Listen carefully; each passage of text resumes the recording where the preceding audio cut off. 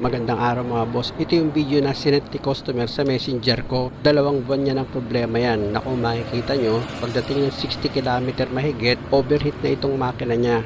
Ilang beses niya na raw pina-check up, kaya lang duda siya sa hatol. Pero sa nakita ko, tama yung pagdududa ng customer. Problema niyan? Sa ano sir? Pagka pumalo ng 80, umangat eh. Ano? Umangat. Yung ano niya. Yung? Yung sa temperature. Akala ko ba hindi makambyo, sabi mo? Oh, isa rin po yun. Makunat. Ano ba to, Euro 4? Oo. Ha? Pati galing Pampanga? Sa Bukawi. Bukawi? Gusto ko nito ah. Sa agad yung napansin ko dito mga boss, bukod sa mataas na itong clutch pedal niya, matigas pa ito pag diniin mo. Grabe naman problema ni customer, matigas na itong clutch pedal niya, mataas pa, tapos pag ikinambyo, lumalagapak sa primera, tapos pag umabot siya ng 60 km pataas, nag-overheat naman itong makina niya.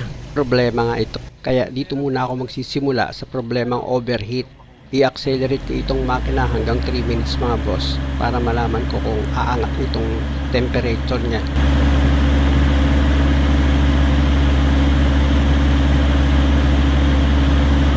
Pero pag ganyan, hindi siya nag-overheat. Hindi naman po. Pag tumatakbo po siya ng sa LR sa index, tapos ano na lang nakababit na sa Ojeda, papuntang wala niya. Oo. Hindi po siya umangat. Sinubukan niyo? Ha? May video po.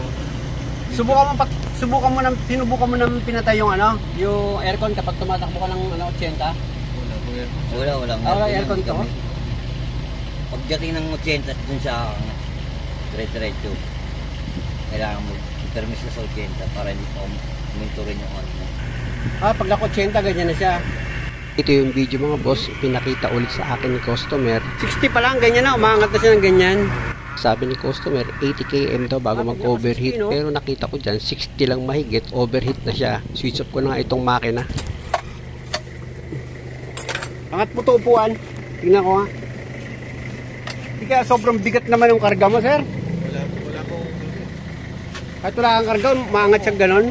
Pag angat itong upuan, ramdam ko agad yung init ng makina. Pisilin ko nga itong upper radiator hose. Nako, grabe tigas. Kaya sinabihan ko si customer na ikwento niya yung mga nakaraang ginawa dito. Habang ito namang radiator cap, gamit itong basahan, tatanggalin ko yan. Ano po yung sir, simulaan niya nung ano, nagpa-flashing po ako ng ulan. Yung pagkatapos na yun, doon na siya nag-umpisa na ganyan. Pa-flashing ako sa po. Ayun, may pressure nga. Ang lakas ng pressure, oh. Muntik ko pa ito yung mabitawan itong radiator cap dahil nga sa tumagos yung mainit na tubig dito sa basahan. Kita nyo mga boss, pagtanggal ko ng takip, umuusok pa yan. Asan yung coolant mo? Distilled water na lang bilhin mo. Distilled water na lang, oo. Kano po karami? Yung 1 1 litro. litro. Ulan sana ipabibili ko mga boss, kaya lang linggo pa lang ngayon. Pa-start ko na nga itong makina. Alam nyo mga boss, sa pag-iimbestiga na ginawa ko kay customer, alam ko na problema nito. Kahit pa sabihin na 2 buwan na yung lumipas o kaya na-diagnose na daw ito ng ilang mekaniko na ang problema daw yung thermostat at yung radiator niya marumi. Para sa akin maling hatol yun kung marunong ka mag-imbestiga. Unang-una, sabi nga ni customer, nagpa-flashing lang daw siya nitong radiator or naglagay siya ng bagong kulat, nagsimula na yung pag-overheat. Dito muna ako sa ginagawa ko mga boss. Kung makikita nyo, na-accelerate ko itong makina para tumaas yung minor niya nang sa ganon mag-init yung makina tapos mag-open yung thermostat. Diyan ko malalaman kung totoo yung chismis na possible sa thermostat daw ang problema ayon sa huling nag-check up. Sa pag-check up kasi na ginawa dito, tinanggal yung radiator cap tapos nung makitang puno naman ng kulang itong radiator at nalaman niya na ilang linggo na or ilang buwan na nag-overheat itong sasakyan, hindi na pumasok sa isip nila na kailangan lang itong i-bleed. Pero kung lalaliman mo yung pag-iimbestiga, madali mo itong makukuha at hindi mapapagastos si customer. Gaya ng ginawa ko, switch off ko na itong makina. Tapos, yung drain plug dito sa radiator mga boss, dyan ako magpapalabas ng hangin. Tingnan mo kung may pumatak sa ilalim. May pumatak. Meron po. Dahil sa may pumatak na coolant, may high pressure pa rin ito sa makina, kaya pa-start ko yan mga boss.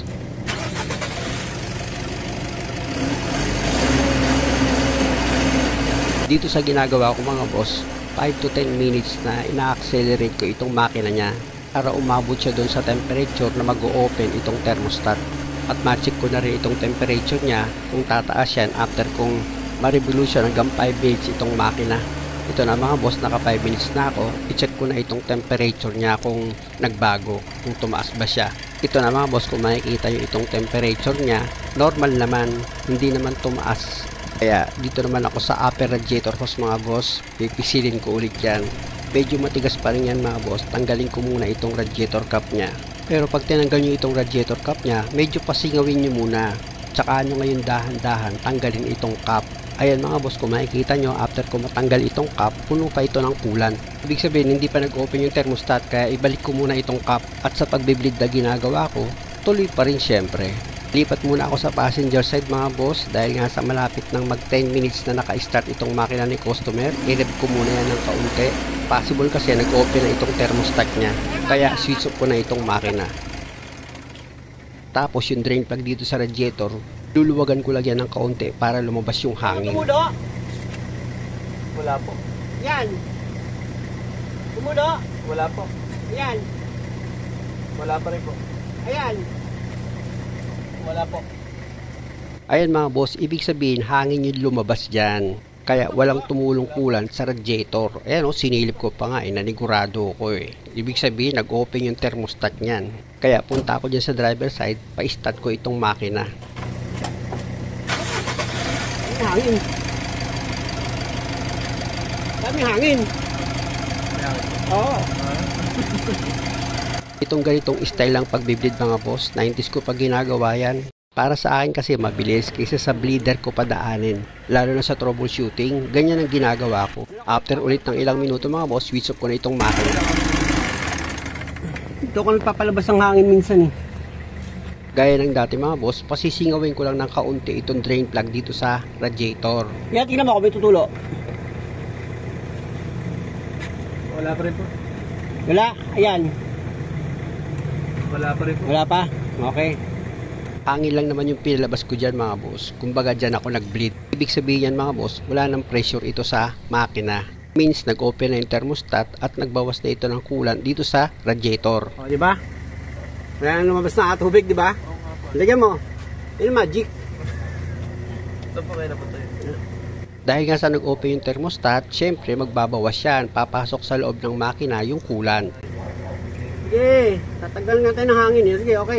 Sa nakita ko kasi dito, after ma-flushing itong radiator, pinuno na yan ng coolant. Tapos pina-start, hindi na hinintay mag-open yung thermostat. Kaya ang nangyari, pinasok ng hangin yung makina, yan ay simula ng overheat.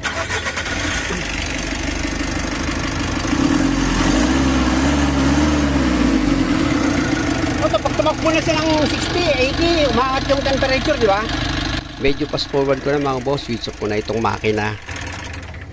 Tapos, pasingawin ko ulit yung drain plug ng radiator para lumabas yung hangin.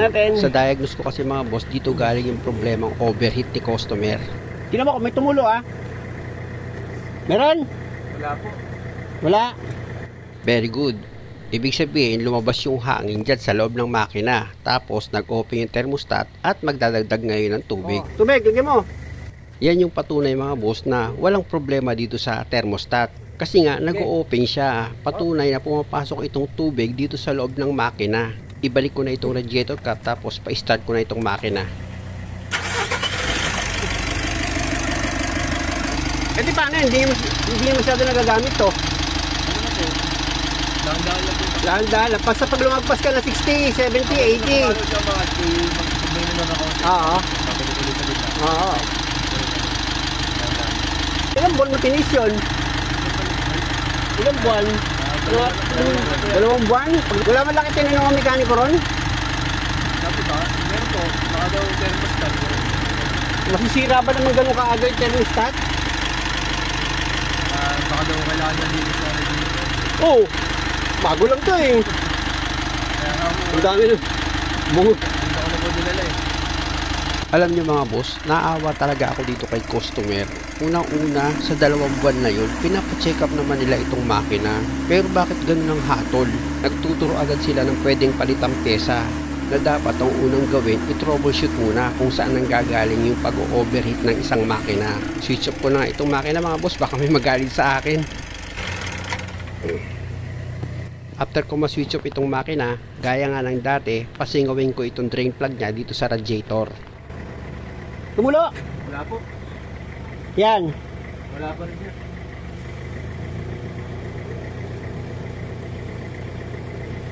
Pero kanina yung una meron, di ba? Pero po. Itong ulo kanina, di ba? Nung una. Yung una kasing pagtanggal ko ng cap, nagkaroon siya ng high pressure. Hindi naman siya overheat, pero hindi normal yung init ng makina. Yan mo. Kaya nung binuksan ko itong radiator cap niya, pati yung drain plug, nako, lakas ng bulwak ng tubig eh. Pero ngayon wala na siyang pressure at kinakamay ko na yung pagkabit ng radiator cap. Pa-start ko na itong makina. Alam nyo mga boss, kaya hindi ko masyadong kinakat itong video. Alam ko naman yung iba ginagawa pang hanap buhay yung ganitong sasakyan. Gusto ko kasi mas maintindihan nila itong ginagawa ko. Para kung ganitong klase yung problema nila, sila na yung gagawa at hindi sila may isahan. Magastos kaya ang problemang overheat. Lambot na oh. Oh, di ba? Lambot na.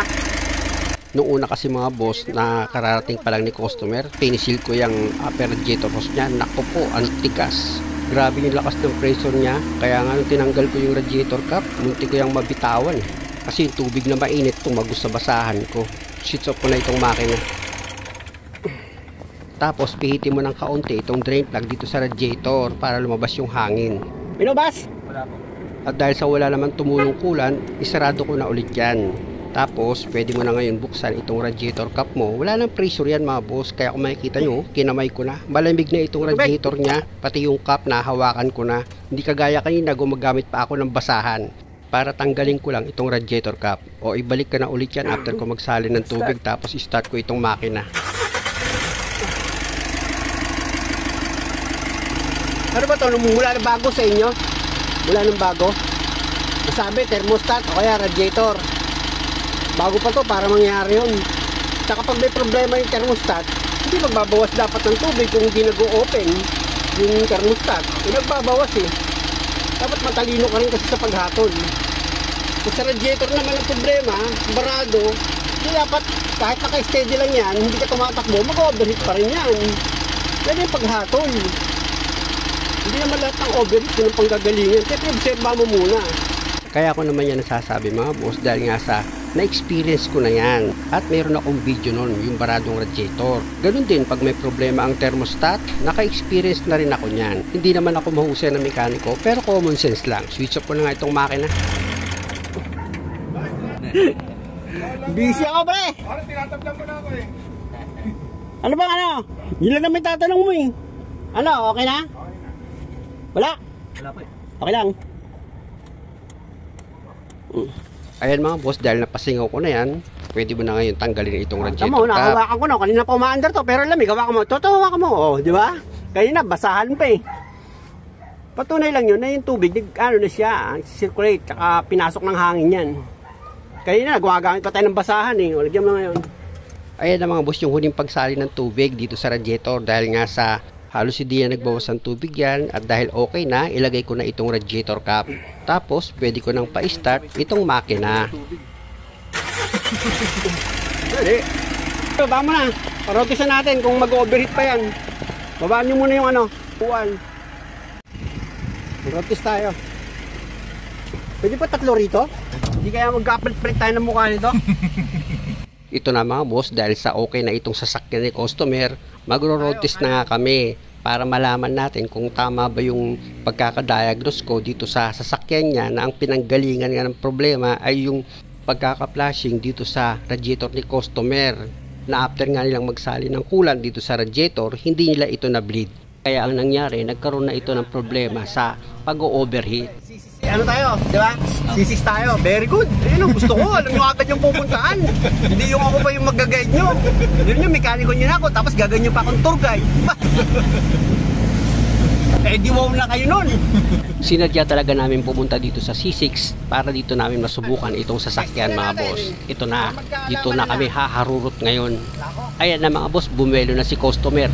Pinahataw ko na yan. Ataw. Siya nga pala mga boss, nang pumunta sa akin si customer kanina, overheat itong sasakyan nila nang nasa biyahe dahil nga sa pagdating ng 60, tumataas yung temperature nito. Pero ngayon, malalaman natin kung tataas pa yan. Ano, bangat pa? Pinag.